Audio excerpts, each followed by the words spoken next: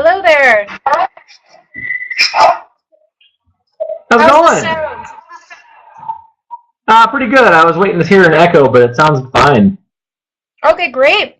Well, welcome everybody to Create a Buzz for Your Activism by Justin Scott, presented or hosted by the Secular Coalition for America.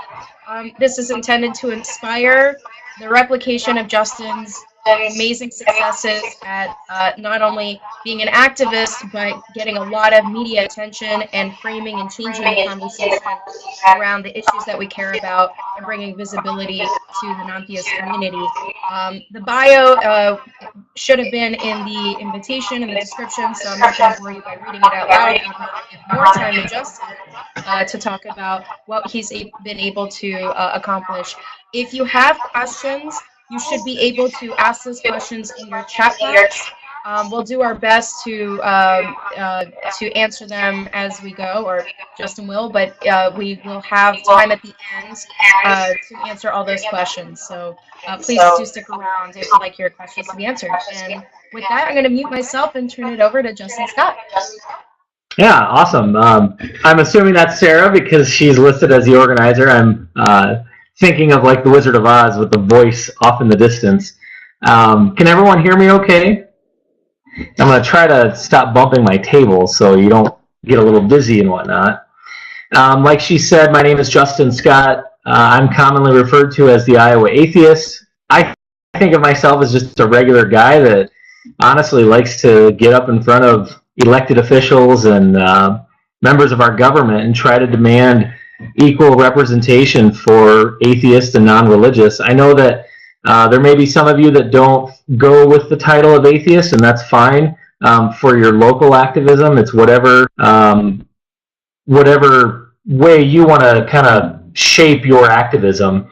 Sarah, am I correct in thinking that this whole webinar should be under an hour, or right around an hour? Would you like to have this wrap up with like 10 or 15 minutes beforehand, just to get questions out there? Yes, if possible. Perfect. Yeah, that's awesome. Well, with that, I've never used this before, so I'm hoping that I don't mess this up too bad. Does everyone see a purple screen that says Make America Secular Again? Awesome. Okay. So I just want to start off by saying thank you to the Secular Coalition for America. Sarah, Larry, you folks have been there with me for at least the last 2 years, ever since I even came out as an atheist, let alone an activist. I mean, you all were there when I really had no clue what the hell I was doing. And I think I want that to be the whole theme of this whole presentation, is that you don't have to be anybody fancy or special, and you don't have to have a law background to get off your duff and go do something. I mean, some of the most exciting activism that I've done has never generated a headline anywhere, and I think that's one of the things I want everyone to take from this. So really quick, a little bit about me. For those of you that don't know, I am a father. I have 3 kids. They are 7, 4, and 2.5, going on about 15. Little Madeline there is our firecracker, so she's keeping us on our toes, and that's all of us. I'm a professional photographer. I do weddings, senior photos, a ton of action photos. The photo on the right of your screen is me down at Kinnick Stadium in Iowa City. Had the opportunity to photograph, I think, 4 different University of Iowa football games this year.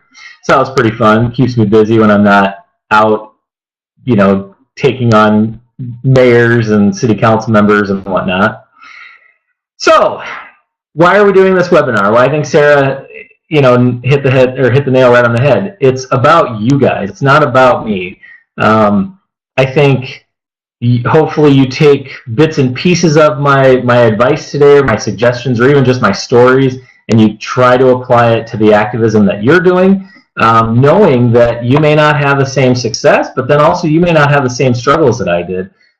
Everybody's activism is going to be a little different, so find your own path, make your own path, and you may end up inspiring the next activist out there. So I'm going to try to keep this very short and sweet. Looks like my fonts didn't carry over. That's okay. We're going to just roll with it, right? It's kind of like live TV.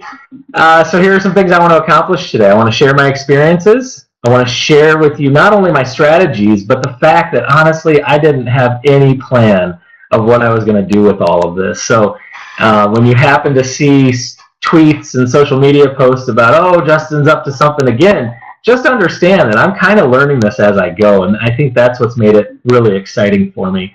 And lastly, I want to try to inspire you. I want you to understand that the smallest little action that you take, even if it's just delivering an invocation in front of a room of people that absolutely do not want you there, they do not think that you should have a say in anything, even just doing that is a huge step for a lot of people, especially in your area. So, yeah, there's me with our president. I want to hold off on any names, so I know that there may be some conservative atheists or some Trump-supporting atheists. So at the end of the day, I was able, during the 2016 presidential election, I was able to go up and approach every major candidate and ask them a question about their faith, their religion, and the role that would play in their government should they become president. This happened at I don't want to call it a town hall because he never really took questions, much more like a rally like you see him doing lately. I waited for him to walk the fence line, and I got my smartphone out. I really quick asked him a question. I videotaped it. He kind of just refused to answer it. So at the very end, I was courteous to him. I shook his hand and said, hey, would you pose for a selfie? And here we go. So anyway, it's hard enough being an atheist, let alone knowing how to create a buzz about your activism. Now, I want to preface all of this by saying you may be very skilled at what you're doing. You may be more experienced of an activist than I am, but there's little techniques, especially when you incorporate social media, that you may not think about.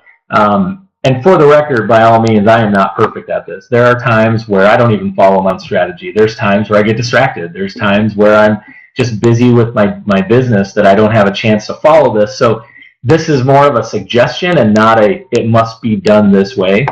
So like I said earlier, if you believe anything, believe this. I really had no clue what I was doing. But now that I look back on that, when you have no plan, then that means you have no strategy. And when you have no strategy, it means that you miss things. So missed opportunities definitely suck. I'm going to try not to read this webinar to you word for word. So again, my fonts didn't carry over, but we'll roll with it. Excuse me. And by all means, if anybody has a question during it as well, or wants to ask, like, oh, what was that from? Let me know.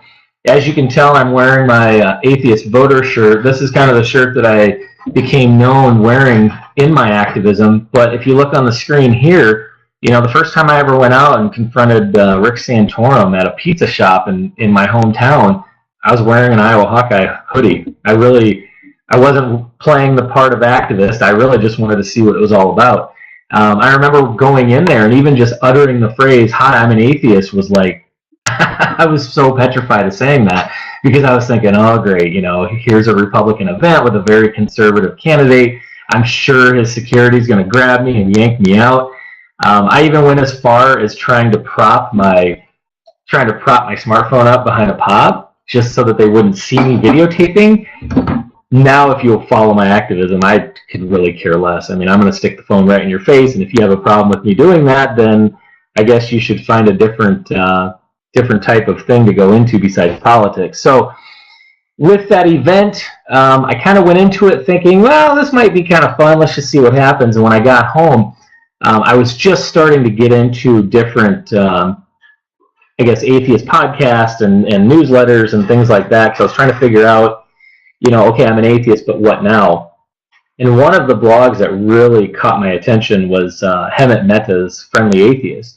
And so I just took a shot and I said, hey, you know what? I have this video. I don't know if this is something that you'd want to check out. And instantly he was like, dude, like, this is legit. Like, do you have any more? And so from there, I just started thinking about it. And, as I started to put this all together, the thing that I look back on over the last 2 years is that it's not about doing activism the right or wrong way. Like, you're going to make mistakes. I make mistakes all the time. But it's about determining what kind of impact you want to make And it's a lot like art, being a photographer. You know, your images are either effective or they're ineffective. And if you can kind of have a plan for when you step out the door, you know, what impact do I want to have? Do I want this to be a local city thing, or do I want this to be a state thing, or do I want the whole world to know about this? So that's something I always try to keep in mind. And some of you may not be sports fans. I'm a huge sports fan, and I kind of think about my activism in three parts. There's the pregame, then there's game time, and then there's the postgame. So hopefully there's no New England Patriot fans out there, because I really am tired of Tom Brady and Bill Belichick, and I hope that they lose. But that's for another presentation. So maybe I'm going a little too fast on this. And like I said, by all means, throw out questions as you have them. So at the pregame, the biggest thought there is I want to devise a plan. I want to know what questions I'm going to ask. I want to know also what happens when I don't get the answer that I want. And excuse me, in this game of activism that I found is sometimes a non-answer by this person, whether it's a candidate, whether it's a mayor, a governor, is almost better than some of their well thought out campaign style talking points, if you will. So what I find even today struggling or difficult for myself is when they come back with something that I haven't studied or that I haven't researched. The one that I'm facing right now that I'm trying to do some research on, if any of you have feedback, is dealing with school vouchers. I have a lawmaker that's a county over that tries to bring up the GI Bill. And so that's been one that stumped me, because he's trying to allude, well, the government's already giving money for religious reasons through the GI Bill. And so the biggest thing I try to do is have a plan for the questions that I'm going to give, but also knowing what rebuttals I'm going to have.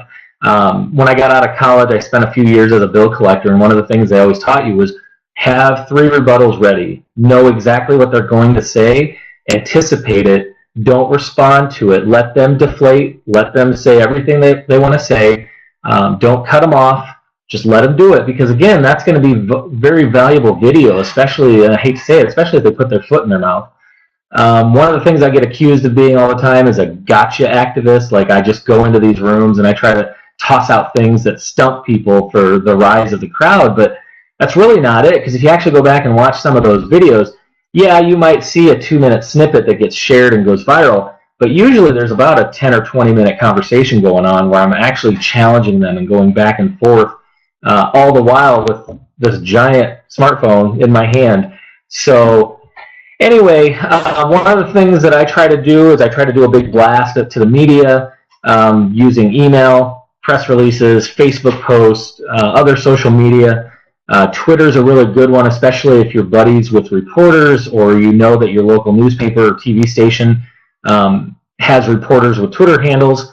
That's a good way to get people to know, hey, I realize you're going to be there, but you may not know that I'm going to be there, and be prepared, because when I ask a question, this is what it's going to be about. Again, it's a lot of if this, then that. Maybe sometimes you don't want them to know you're coming. Maybe you don't want them to know the questions that you're about to ask, so that's okay too.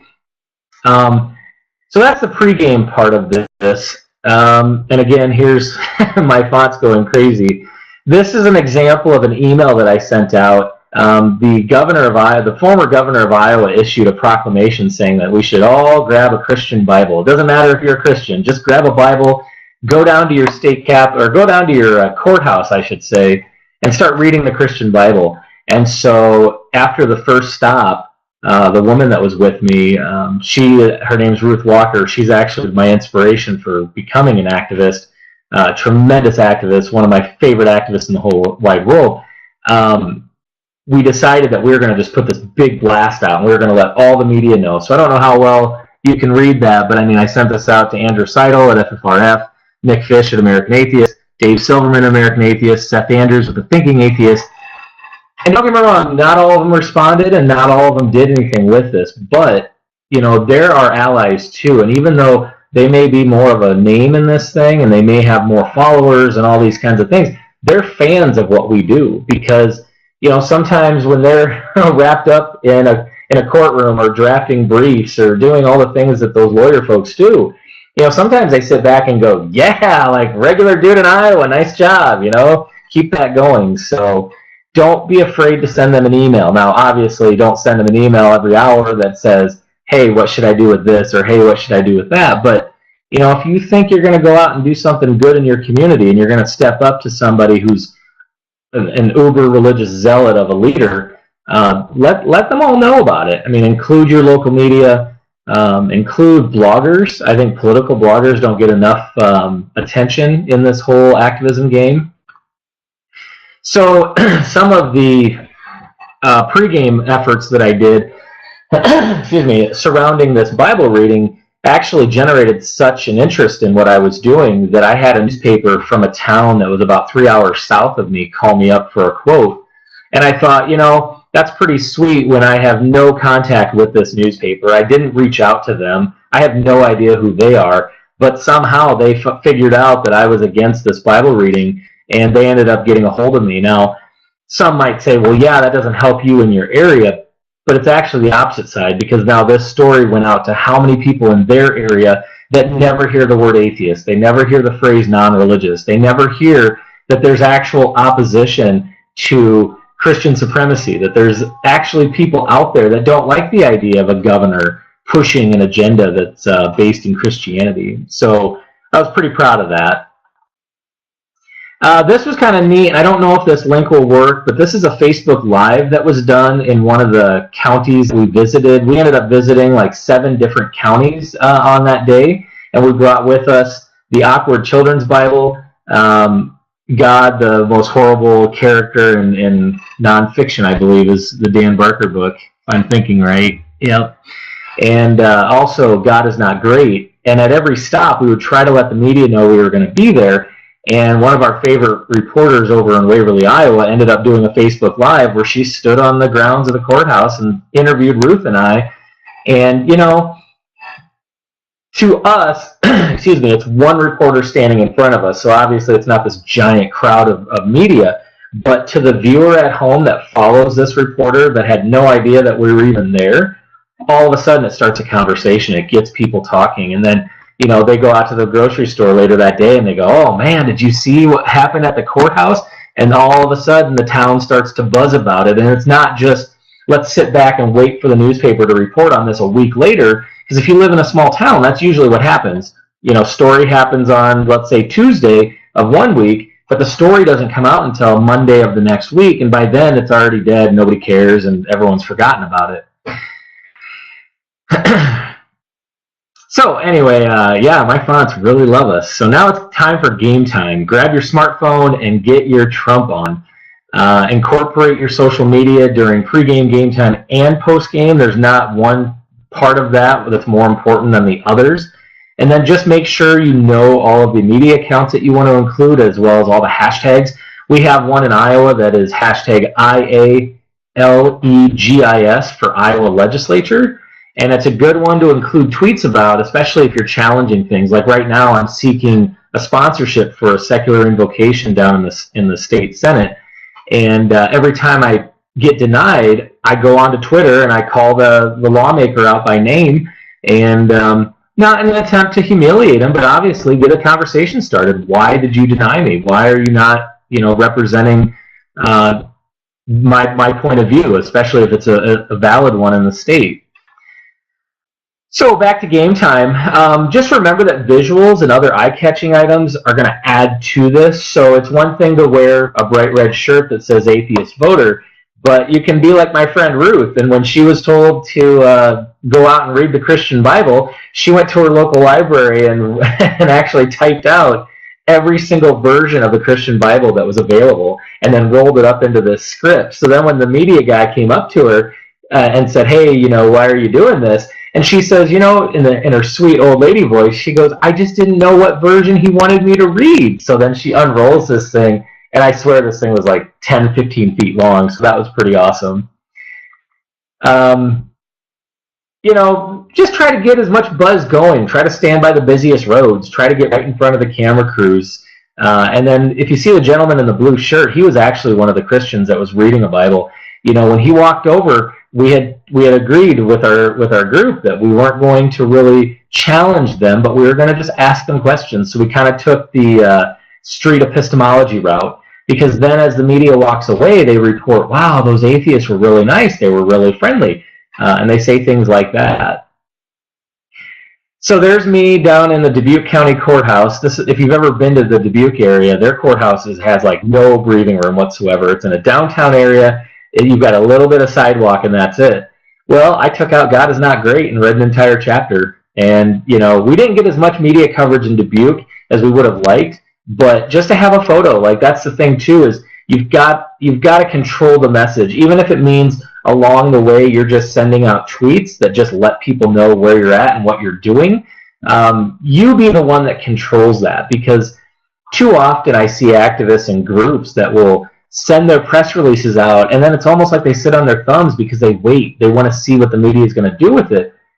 That day and age of communicating your activism is done, I believe, because we have too many tools of communication to get the message out there, that we should be the ones dictating, what message goes out, how frequently it goes out. And if you just realize that all human beings like stories, all human beings want to hear a story. They want to watch the story unfold. Well, ours was a story of the underdog. It was of the group of individuals in Iowa that are being left out in the cold, that aren't being recognized by their governor, and they're deciding to go out and do something about it. Here's an example of some of the posts that we put up. I know it's going to be a little hard to see, but if you notice, we picked up some common hashtags. We used the God is Not Great. I'm trying to remember. I can't see it, but do the same thing at every single stop. Take a couple of pictures. If you're a group leader, maybe designate somebody to take photos for you. Unless you're kind of like Ruth and I, it was just her and I just used my own cell phone and just started taking selfies at every place we went to. But you wouldn't believe how many people would start to message or message me or comment on our post saying, "Holy cow, are you coming to this town? Hey, I want to meet up with you." And that actually happened. We had a Christian that was so moved by what we were doing that she actually came out and stood with us. And you'll see later on that she was actually photographed standing on our side, if you will. In the story that was written, there was another picture of all these Christians sitting around a coffee table, or a picnic table, I should say, reading their Bibles. So that's pretty fun. And if you love social media the way I do, you'll have no problem getting these posted. But even though I've given you a whole bunch, the fun's just beginning, because once you get done with your activism, then you get to see all your effort pay off. The phrase that I kind of like when I go out and do my activism is you're basically kicking the hornet's nest. You are going into an area where they don't want to hear it. They don't want to see you. They sure as hell don't want to see you several times, as they saw in Waverly, Iowa, when I ended up persuading them to get rid of prayer there. So one of the things that I do is I set Google searches or Google alerts for the searches that are out there, so that as those stories hit of my activism, I get an email sent to me so I know right away that it's coming. Because then in return, you take that post and you put it up on social media, and you put it out there to let people know, like, hey, we went out and did this thing, and guess what? Now the media cares. So if I'm going too fast, let me know. If I'm going too slow, let me know. If I'm putting you to sleep, let me know. But like I said, you can share those posts, and sometimes there are media members that won't report on your story until they see that others have done it. And so, I don't like to put the mainstream media over here and the atheist or secular media over here, but you won't believe how many times a story by Hemet with the Friendly Atheist ends up convincing somebody else that, hey, this is a big-time story. I need to jump on this. Because especially in these small towns, too, I have a small town just probably 45 minutes east of here, usually wants to see, has any other paper done a story on this? So it's always nice to be like, hey, Hemet's not necessarily a traditional newspaper, but he's got, 100 times the followers you do, and if he cares about it, you should too. So, here was a story that Hemet did on our activism. Went out and did when we challenged the Bible reading, which was fantastic writing because it included hyperlinks to other things. As you can tell, it was a pretty popular story. I believe that means that there were 1,500 interactions with it, which was pretty awesome. Here's the story on the left, the newspaper. This is actually in my hometown. You see the Christians reading their Bibles on the left. You see Ruth and I on the right, and then also the woman that decided to join us, which was fantastic. There was the newspaper on the right. This was their online edition that's still available to search. They ended up putting it on the front page, which was pretty awesome. So think about that. for the longest time, this whole Bible reading thing has just been celebrated. Like, hey, this is what we want. This is what the community wants. And all of a sudden, there's this story that kind of pushes its way up into the front page and gets set right beside the other one that says, oh, no, it actually isn't what we want. And guess what? Here are some people. And going back to the photography job that I have, or career that I have, that has been very interesting for people, I think, because for the longest time, they knew me as, oh, there's Jay Scott, the photographer guy. Oh, isn't he cool? Blah, blah, blah. And now they're seeing me as, oh, wait a minute, that's Justin. He's also that activist guy. And, oh, wait, he doesn't like this whole Bible thing? And, oh, wait, he's actually, what? He's a nice guy and he doesn't like this? Well, that doesn't make sense, you know, because going back to the whole evil atheist or angry atheist, it kind of toys with their head a little bit to see me on the front page all the time. Then it was pretty fun because the Awkward Moments Children's Bible heard about it, and they put up a post about it, which was pretty awesome. So that kind of made me smile. And anyway, now going back to Postgame, like I said, take what's out there and make it your own, and add quotes from stories and put it out there using hashtags, and try to make sure you tag those media outlets. Again, I go back to small towns. I realize many of us probably don't live in big cities. Including those small town newspapers lets them know that you saw the story, that they are relevant, that their story matters, and it kind of strokes their ego a little bit, because then the next time you see them at an event, number one, they'll be more likely to come cover it because they know that you're serious, and number two, they'll actually feel like, hey, you know what, like, this guy or lady actually cares, and they reach out to me and they let me know what's coming up. So hopefully I don't get lost on this application. Now this is kind of funny. So a year later they issue the Bible proclamation again, I believe, if I'm remembering this correctly. And so what we decided to do this time, instead of drive around all the different counties, was instead we were going to try to do kind of a Bible raising, or a fundraiser, if you will. That's not a good way to put it. Basically, we wanted to round up as many Bibles as we could find and donate it to the cause. Because again, then we could control the message of, hey, we think the Bible's terrible. We think what's in it doesn't need to be read out loud while people are trying to go and, you know, pay for their car registration. So my local newspaper back home picked up on it. They ran a story about it. That caused a new buzz in the town. And so I think the biggest thing is it's about making a buzz and then keeping it going. Keep people talking about your activism. Keep them engaged with it. Don't let it just be, oh, yeah, there's that group and they did that one thing, but then we never hear from them. Try to keep it going as much as you can.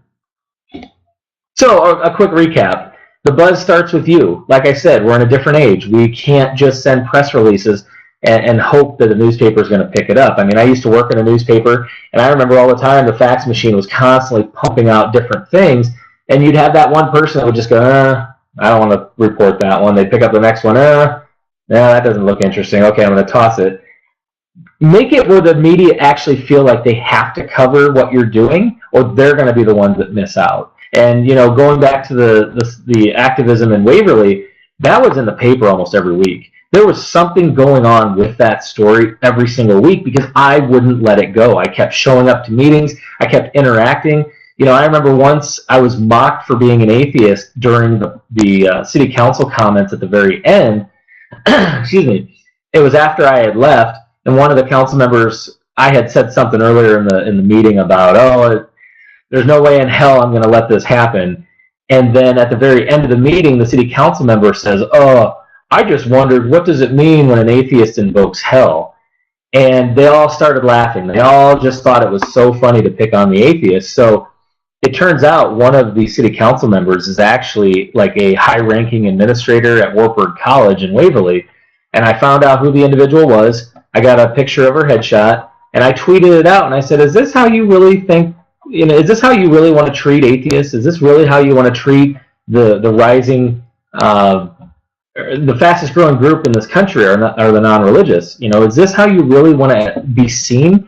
And I tell you, within like 5 or 10 minutes, I had I'm sorry tweet sent to me from her. So that was pretty neat. Eric, good question. Where did you donate the Bibles to? Interestingly enough, the group never responded to me. I had a giant box of Bibles in my garage, and I was so ready and wanting to have a big photo op, and I wanted to do the whole like, hey newspaper, hey radio, hey bloggers, hey we're going back to my hometown to donate these Bibles, because they couldn't argue against it and they couldn't say, oh, you're just being rude. You know, they'd be confused. They'd be like, now wait a minute, you don't like the Bible, why are you donating it? So that actually fell through, not because of anything we did. The group just never got a hold of me, and I think it was because they were statewide, or I don't know if they ever got the message or whatnot. So yeah, I've got some Bibles in my garage still if anybody wants them. So going back to this slide, just get an idea of who's out there. Obviously, you're going to pick up on new groups. You're going to pick up on new podcasts. There's a podcast out in Pittsburgh right now that has been following a lot of my activism. And, you know, it's been kind of a, you know, they've been reporting on a lot of my activism, so I just keep them in the loop now. And it's not because I knew about them beforehand. It's just as soon as they heard about it, they just really liked it and picked up on it. So as you continue this, maybe start taking a mental note of all the different groups that have been supportive of you, and make sure to include them on the activism that you go out and do. Like I said earlier, you're telling a story as you do this, so don't think of it as just, oh, I've got to go do this Facebook post. No, that post to somebody who's an atheist or secular person sitting at work that can't be out there with you, they might run to the bathroom. I hate to say it. They might run to the bathroom more just to check their phones, or they might run to the break room at work, you know, risking getting written up. Believe me, I was a supervisor at a big call center where we had employees that would run off to check their phones. So, you know, I'm not trying to tell you to get your activist friends in trouble, but by all means, keep the story going. Give opinions, you know, after you do something. So, you know, go to a courthouse and do this thing and tweet about it, but then, you know, once you get to the next one, spend 5 minutes, jump back on Twitter and be like, all right, you know what, we're at this next place, there's nobody here. You know, give people a visual that can't be there. Take lots of photos. Just from social media studies, they say that, you know, posts that have photos do better. People actually look at it, they care. So try to set the stage, try to get people to understand what you're about to do, what you want to accomplish, because it's almost like, you know, radio shows back in like the 30s and 40s, where people were glued to a radio because they wanted to hear the next thing. You know, take that same mindset and try to apply it to your own activism. Like I said, your process isn't going to be perfect at first. I'm available on Facebook. Friend me if you'd like. If we're not already connected, find me on Twitter. I am all about supporting you in your efforts, because believe me, I had to reach out to a lot more experienced activists as I went. I mean, there were events where I would, during the presidential race, where I would email Hemet quick and I'd be like, hey, is there any question you think that I should ask? I want to say a shout out to Nick Fish and Dave Silverman at American Atheist, because there were times where I would go to an event during the presidential race where they would give me suggestions, and they would send me an email and say, hey, maybe you think about this, or, you know, there's a headline that just came out, maybe tailor a question towards this. So don't get the idea that I just did this on my own and I just knew how to do this right off the bat. There are many, many people and many, many groups that are willing to support you in everything that you do. So lastly, embrace the grind. That's something that a photographer friend of mine told me many, many years ago about photography that I think definitely applies to this. You're going to have activism that nobody gives two craps about. You're going to accomplish things that your media is just going to yawn at. I mean, they're not going to think that it matters, but you don't stop. You just keep grinding, keep putting effort into this, because eventually, before you know it, you'll look back on a year or 2 years of activism like I can and be like, holy crap, did I do all this? Like, I'm just that dude from Iowa and I went out and I accomplished all this. So, you know, the sky's the limit with this, especially if you're in a very, very conservative or Christian area, or super religious area. Maybe there's an area that's not dominated by Christianity, but, you know, there's always opportunities out there. If you want some help thinking of what your next step should be, let me know. So once again, my fonts hate us apparently. So here's that exciting, it looks like Helvetica font. I appreciate all of you tuning in. I wasn't sure what kind of response we were going to get. I don't want this to be a one and done thing. Again, reach out to me. If you're about to do something, let me know about it. I'd love to help you. Maybe those of you that follow the Friendly Atheist saw recently a guy named Jeremy out in New Mexico approached his city council about a Ten Commandments statue. Jeremy had hit me up and said that my activism inspired him. And so I helped him draft the statement that he made to the city council. And so, there's so many pieces moving in the background. And I think we have this awesome opportunity nationwide to really make a difference, especially in 2018, with a lot of races that are about to start here. So, definitely keep me in mind and reach out to all these people out there that are making a difference where they live. So I think at this point I'm going to stop talking. I'm sure you're probably tired of hearing me ramble on. As you can tell, I'm a talker. So John asks, getting coverage in major media area is harder. Any advice? Yeah, that's a good question. So I think it starts off first with defining your goals. Is it that you're just wanting to make headlines for the sake of headlines? That might require a little bit more flashy activism. I hate to say it, but a little more of the gotcha type of questioning. If you remember the video exchange between Marco Rubio and I, that stemmed from a question where I asked him, basically I said, a lot of your commercials in Iowa don't talk about how you're going to fix our country. They talk about how you love Jesus and you want to go to heaven. Are you running to be commander-in-chief or pastor-in-chief? I mean, that's a catchy question, and media jumped all over that. And Time Magazine was actually the first to report on that. Now, I didn't reach out to Time. Time wouldn't have even been on my list of media outlets to reach out to. But I think, especially if you have an opportunity to go to an event that's going to be covered like that, make yourself stand out. I hate to say it, don't wear dress shirts and don't wear things that blend in with everybody else. Find a bright red shirt. Find something big. You know what I mean? Like, put yourself out there. And the thing that I noticed during the presidential race was that the media would flock to me every time I'd ask a question. So what I did is I just always made sure that they could see me. I always stood right up in the front or tried to stand right in the back by myself because you knew that these were reporters that had a deadline to meet. So try to make yourself available.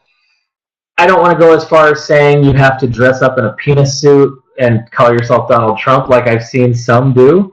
But at the same point, do something that's going to grab headlines. So even if the event's done and your activism's done, maybe send a tweet out to these groups. I mean, I still try to hit up MSNBC and the Maddow Show. I mean, I think one of my goals is to get some of my activism on more of the mainstream TV, if you will. So, yeah, let's see.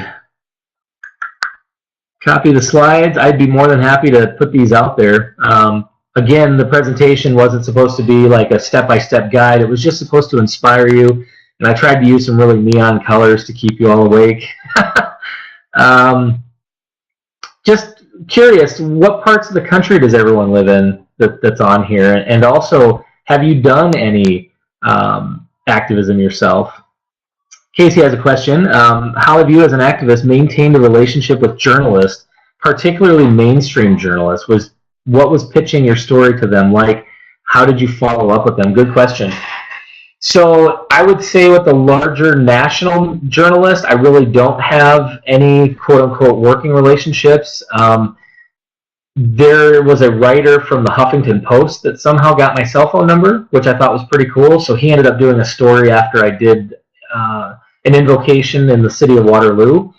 I have reached out to him since then. That was probably in 2016. I haven't heard back from him about some of the other activism. But again, I think it comes back to always including them in your post. So if you have something that you feel is really juicy, put it out there. But I've learned, especially on Twitter, don't bunch your people that you're tweeting it out to in one giant tweet. Personally, I think that that's a very... it's not personal. It doesn't let them know that you actually care about them. So for any of you that follow my Twitter account, there's a lot of times where you'll see the same tweet going out, but it's to different people. And I do that purposely because then also when they retweet it, they put it out as if they were the ones contacted about it. And I know that sounds silly and small, but a lot of these groups are looking for members, they're looking for new membership, they're looking for donors, so they need to be able to give off the appearance that, hey, we have this activist back and this is something that we help them with. And by all means, if somebody helps you in this process, always thank them, because you don't know how important that thank you is, because a lot of these people are, they're working jobs too, and if they feel like you're just using them, that's not the way to go. So we got a couple Missouris, that's good.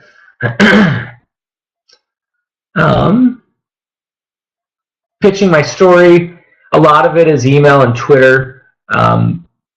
Just a side note, in my photography business, I've had a couple of images go viral. I have one contact with the NBC Today show, but they don't know me as an atheist. So, here's the thing. You never know. You could reach out to somebody that knows somebody that knows somebody. I don't want to name drop, but there's a very popular activist that happened to just reach out to a former NFL star recently, that the NFL star happens to be an atheist, and the individual said, hey, I'd love to be on your show, and sure enough, the football player was like, sweet, let's do it, and it happened. So, I'd like to say that it's all about relationships, but sometimes, too, it's just complete luck. You just have to be willing to put yourself out there. John asks, how many cities in Iowa have atheist groups? Why none in Dubuque? So I tried to address this when I created the Eastern Iowa Atheist. I wanted to create a group that would kind of encompass all of Eastern Iowa. I know that there's a couple of groups that are probably a little bit more laid back that don't want to do this activism in Iowa. But if I can name drop some of them, the Cedar Valley Atheist was there for me from the start. They're about 400 strong. We have the Quad City Atheist. We have the Tri-State Humanist. We have the Humanist of Lynn County down in the Cedar Rapids area.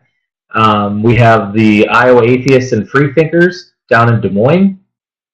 I've been told that there is potentially a group being started out in Sioux City, which is awesome because that's Steve King territory, and it'd be wonderful to have a secular voice out in that area, especially to challenge him on all of his things. That's the other idea that I just thought of too, is even if you're just a new group and you have 20 members, act like you have 20,000 members. Put yourself out there as the voice in your area, especially if there's no other voices out there. Because these media outlets a lot of times want to give balanced reporting. They just don't know who to go to give that other side. So like when Christian groups want to put up a nativity scene down in Des Moines, a lot of times those reporters are trying to find a group, and it's not a bad thing that they have to go to national groups, but how awesome would that be if they had a group right there in your state that they could say, hey, would you mind giving us 2 or 3 quotes on what you think about this nativity scene? Ryan says, rural southwestern Virginia. All right.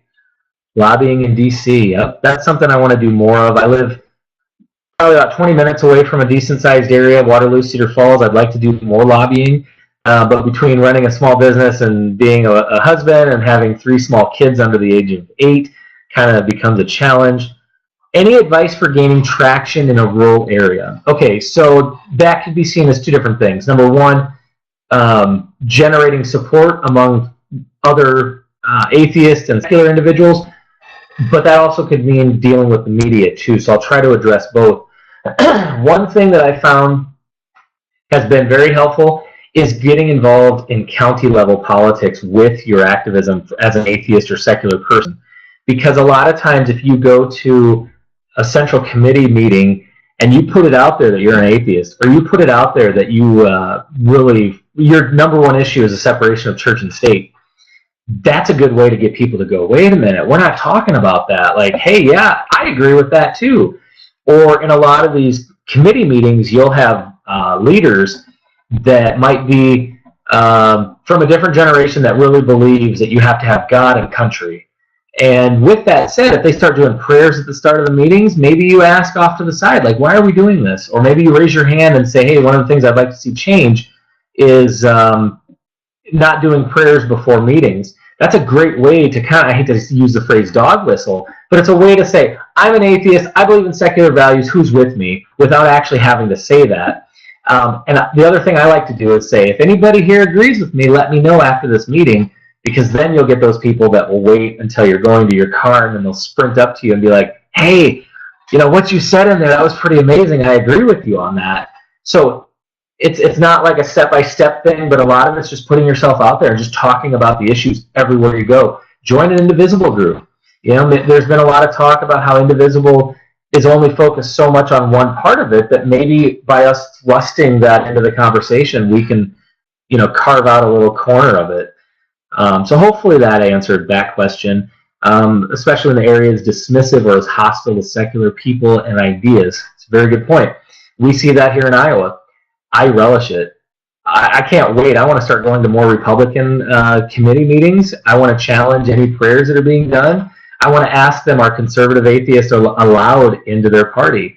I want to ask them what they think about the platform of the Iowa Republican Party, because a lot of it talks about God and Creator and, life beginning at conception. What if you have a conservative atheist that doesn't jive with that? They like small government, they like low taxes, but all that other stuff they don't follow. So excuse me. So Carrie, sorry about that. Carrie says, please explain Twitter. I don't know anyone who uses it. So if you think of Facebook as the game, I have it right here, my kids have it. I think it's called Trouble, where it has a little plastic dome and then you pop it and then that little dice bops up and down. I think of Facebook as being in that bubble. The only people that see your posts are the ones that get invited into it, that are either friends with you or that you tag. Twitter's kind of the wild, wild west. There is no lid over top of it. I mean, you can tweet anybody up until the point that they block you, but that's a whole other thought. Twitter isn't about super long individual posts, although they did it just make it longer. Twitter is more about the constant stream of thought and just putting it out into this huge stratosphere called Twitter, where people can interact with you. Twitter is an amazing way to also see who's talking about the same thing as you, because on Facebook you're limited to that, because even though you have the search box at the top, it doesn't put you in instant touch with all of the people out there that might be on your team, if you will. Twitter is the other way around. If you pick up on a hashtag, so one that I was using during the presidential campaign was #AtheistVoter, that was a way to put my conversation or my comments into a larger conversation, but also a way to flag it for other people that might want to see what's being discussed. And the neat thing about having those hashtags on Twitter is that individuals or groups that have a certain interest in those can actually, if they use certain apps like TweetDeck or Hootsuite, they can actually sit and follow the conversation and see what's going on. So, for example, if you're sitting and watching the Oscars or the Grammys, you'll see that little hashtag down there that says #Grammys or something to that effect. They're wanting you to join in a larger conversation about that, and that's wonderful, especially if there's a presidential debate going on. There might be discussions about fiscal responsibility, and all of a sudden you as a secular-minded person start, throwing your thoughts into that thread. All of a sudden you might totally shift that whole conversation to a different side. So believe me, Carrie, you're not going to pick up Twitter overnight. I've used it in my business for the last couple of years. My activism has kind of borrowed everything that I learned from my business. Excuse me. I highly recommend that you get onto whatever social media platform you're comfortable with. If your local library offers classes on learning Twitter, go down to them, especially if they're free. You don't have to learn it all in a day. You can learn it as you go. It's a great way to get your elected officials on record about things. Some people say, oh, I still believe in writing letters to my elected officials, and that's great. But a lot of times the elected officials can get their letter and then ignore it and then claim that they never received it.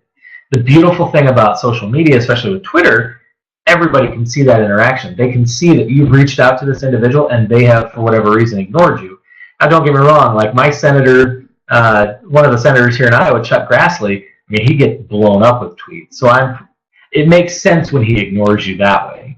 I don't think it's deliberate. But if you're in a smaller area whose elected official maybe isn't involved in a major policy debate, tweet them. Say, hey, what do you think about this? Or, hey, on this issue, what do you think about this? And the nice thing about Twitter, too, is you can include links to stories, so then you can give them the context that they need for why you're asking the question that you are.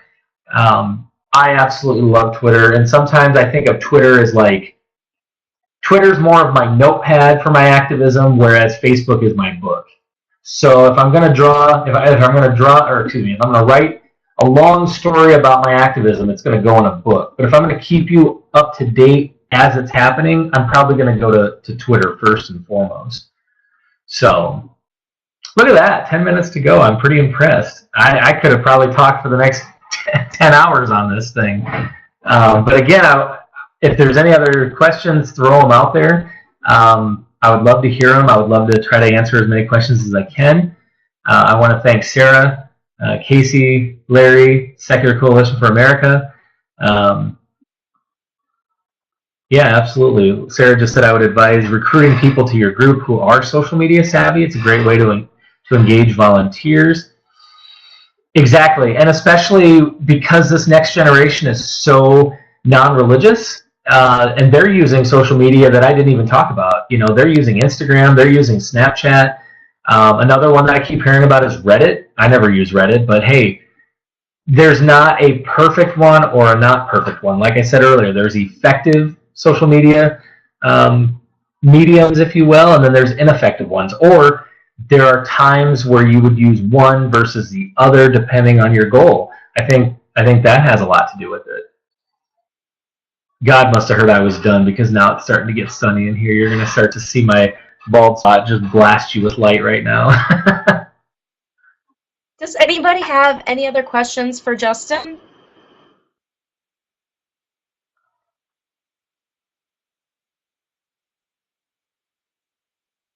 And Justin, I know you asked about who we have on the call and from where, and I know everyone who's on the call, so I can tell you we have everyone from Connecticut to Missouri, New York, and Virginia, D.C. So we covered quite a bit, and we had a lot of people who asked about the recording weeks ago because they knew they couldn't make it. So your message will be reaching lots and lots of people, and we're so thankful and grateful for you to you for putting together this presentation. Do you want to really quickly give some contact information in case folks have additional questions and want to reach out to you for advice?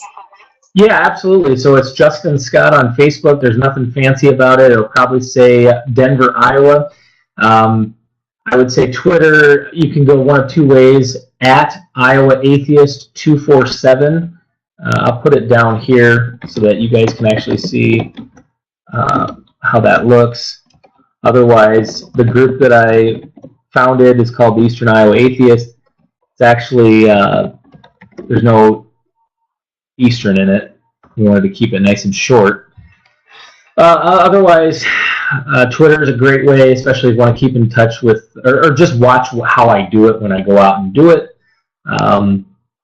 Email is iowaatheist247@gmail.com. Would love to hear from some of you. Would love to, Carrie, if you want me to try to help you with Twitter, I'd be more than happy to. Otherwise, I appreciate the opportunity as well. I'd like to see all of you host a webinar next year about the activism that you accomplished in 2018 so that I can sit back and be a viewer. All right, and with that, that's a wrap. We'll be sending out the recording for folks to see, and we'll be making the slides available to anyone who wants them. Thanks again, Justin. Yeah, thanks everybody. I appreciate it. Bye-bye.